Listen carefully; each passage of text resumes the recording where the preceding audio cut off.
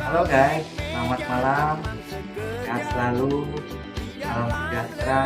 Assalamualaikum warahmatullahi wabarakatuh. Saya akan menyampaikan tutorial sedikit berbagi pengalaman untuk menangani mesin mobil yang sering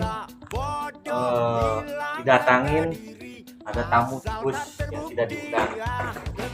Saya sudah berulang kali ini mobil ya, dimasukin tikus, sampah, kabelnya kena ya, selangnya kena ya, oli dan lain-lain. Nah, beberapa kali di halaman saya beberapa kali pertama memakai kamper saya simpan kamper ya, garasi saya itu tetap tikus datang ya. Kemudian semprot juga obat tikus ininya ya, memang berhasil ya, tapi cuman 1 hari 2 hari obat tikusnya udah hilang, tikusnya datang lagi ya, seperti itu. Nah, sekarang yang saya bagikan pengalamannya adalah setiap malam saya pasang pakai lampu ya, jadi mesin itu harus terang ya, jadi tikus tidak mau datang ya.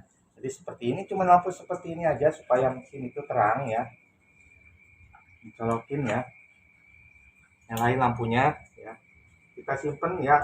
Bagusnya sih ini terbuka ya kalau di garasi ya, tapi kalau misalkan eh, tidak di garasi ya, tertutup, mungkin bisa disimpan di bawahnya ya, seperti ini ya, atasnya ya, seperti itu ya. Oke, itu adalah cara pengalaman saya ya untuk mengusir tikus ya, gitu guys. Alhamdulillah udah 3 bulan ya, tidak ada bau kencing tikus ya. Biasanya bau kencing tikus di sini, bau ya di sekitar ban atau di bawah mesin ya,